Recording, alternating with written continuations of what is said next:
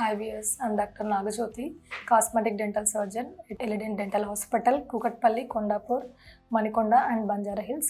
ఈ రోజు నేను చెప్పబోయే టాపిక్ ఏంటంటే టూత్ అట్రిషన్ గురించి తెలుసుకుందాము.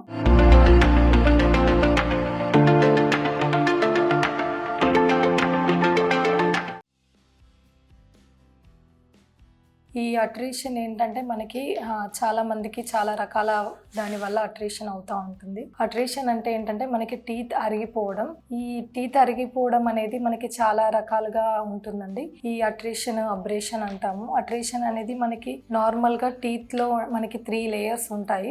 దాంట్లో ఎనామెల్, డెంటిన్ అండ్ పల్ప్ అని ఉంటుందండి. సో ఈ మూడిట్లలో మనకి ఎనామెల్ అనేది ప్రొటెక్టింగ్ లేయర్ అండి. సో ఈ ప్రొటెక్టింగ్ లేయర్ ఎప్పుడైతే మనకి అరిగిపోవడం అలా జరుగుతుందో అప్పుడు మనకి టూత్ సెన్సిటివిటీ కానీ దాని తర్వాత సెన్సిటివిటీ కాకుండా ఇంకా పెయిన్ రావడం అలా జరుగుతుంది. ఈ అట్రిషన్ అనేది మనకి మామూలుగా టూత్ గ్రైండింగ్ హ్యాబిట్ వల్ల కానీ లేదంటే చాలా మంది బ్రషింగ్ టెక్నిక్ కరెక్ట్గా చేయకపోవడం, అంటే ఇట్లా హరిజాండల్గా మనకి బ్రష్ చేయడం, బ్రషింగ్ టెక్నిక్ కరెక్ట్గా తెలియకుండా నార్మల్గా బ్రషింగ్ కరెక్ట్గా చేయకపోవడం వల్ల వస్తుంది.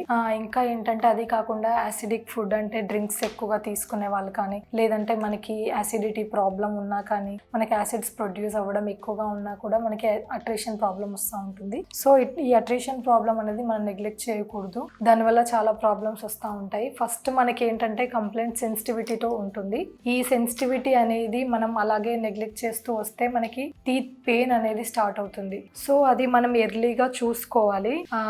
మామూలుగా ఒకవేళ నైట్ గ్రైండింగ్ హ్యాబిట్ కనుక ఉన్నట్లయితే సో మనం నైట్ గార్డ్స్ వాడడం అలా చేస్తే మనకి ఏంటంటే ఆ ప్రాబ్లం నుంచి మనం సేఫ్గా ఉంటుంది. సో అది కాకుండా ఇంకా ఎక్కువగా అరిగి మనకి పల్ప్ అనేది ఎక్స్పోజ్ అయ్యి సివియర్ పెయిన్ వచ్చిందంటే మట్టుకి మనం కంపల్సరీ ఏ టీత్ అయితే మనకి ఒకవేళ బ్యాక్ టీత్ కాకుండా లేదంటే ఫ్రంట్ టీత్ ఏ టీత్ అయితే మనకి సివియర్ పెయిన్ ఉంటుందో ఆ టీత్ కి మనం రూట్ కెనాల్ చేసుకొని దానికి క్రౌన్ కనుక ఇచ్చుకున్నట్లయితే మనకి ఆ ప్రాబ్లం అనేది సాల్వ్ అవుతుంది. సో ఫస్ట్ మనకి ఒకవేళ పెయిన్ తక్కువగా ఉంది, ఓన్లీ సెన్సిటివిటీ అలా వస్తుందంటే మట్టుకు మనం first anti hypersensitivity toothpaste అలా వాడి ఫస్ట్ చూడాలి. మనం ప్రయర్గా అది చూస్తే మనకి పెయిన్ కనుక ఒకవేళ ఏం లేకుండా సెన్సిటివిటీ నెమ్మదిగా తగ్గింది అనుకోండి, సో అప్పుడు మనకి రూట్ కెనాల్ వరకు వెళ్ళాల్సిన అవసరం లేదు.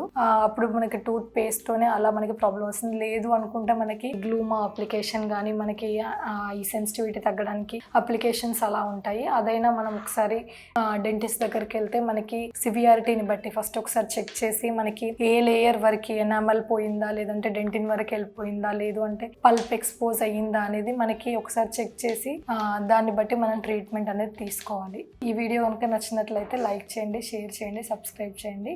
ఏదైనా డౌట్స్ ఉంటే కామెంట్ బాక్స్లో కామెంట్ చేయండి. Thank you.